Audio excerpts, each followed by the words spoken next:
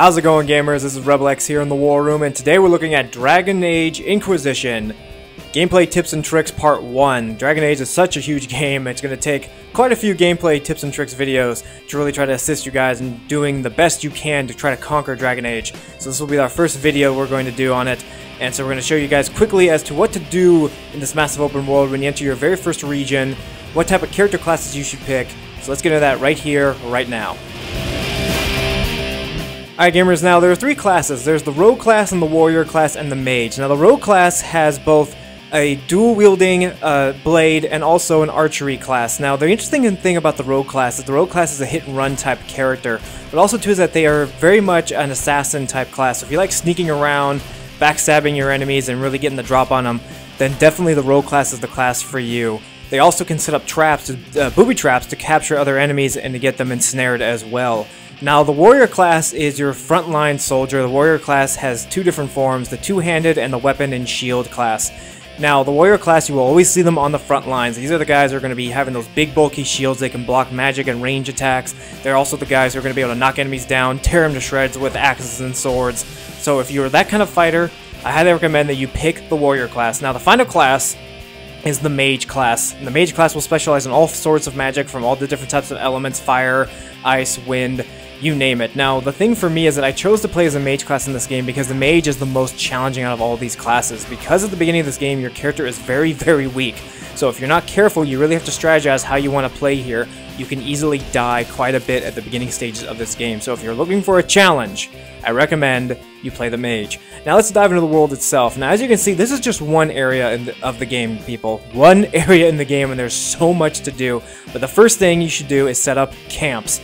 Camps allow you to fast travel around the world. How you set up these camps, you find those little torches right there and you just set up camp. That's all you do. It also helps spread your influence in the land, gaining you more control. And what's great about these places too is that they conveniently put these places around side quests. So when you do a side quest, you can immediately teleport your way to the next area, complete that side quest, teleport right on back, and then there you are. You're able to complete a lot of quests in a short amount of time. The average quest it took me to complete was between 5 to 10 minutes long, and you just gain more influence and more power by doing so, which we'll discuss in a minute.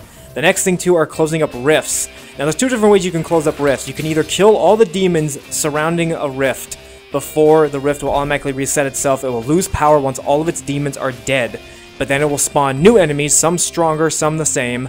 The other thing I recommend you do, this is the thing I've been doing, is that once you kill the first wave of enemies, wait for the next wave to spawn and then run directly towards the rift, ignoring all enemies and trying to close it. When you close a rift and there's still enemies out, it will send out a shockwave, stunning and doing a high level of damage to all the remaining demons because they've been cut off from the other dimension. This allows you to do extra damage and able to get the drop on these enemies a lot faster. But either way, close all the rifts you can find in this game. It will increase your influence in the land, allowing more people to follow you as the Inquisition, and will gain you more power points, which, as I said, we will discuss in just a second. But also too, the best thing about closing rifts is that each rift you close will drop rare items such as swords, weird accessories, rings, power rings, amulets, you name it. The rifts will drop those things as many times as it can if you close them. The more powerful rift, the more powerful enemies that surround a rift, the better the rewards. So definitely close as many rifts as you possibly can.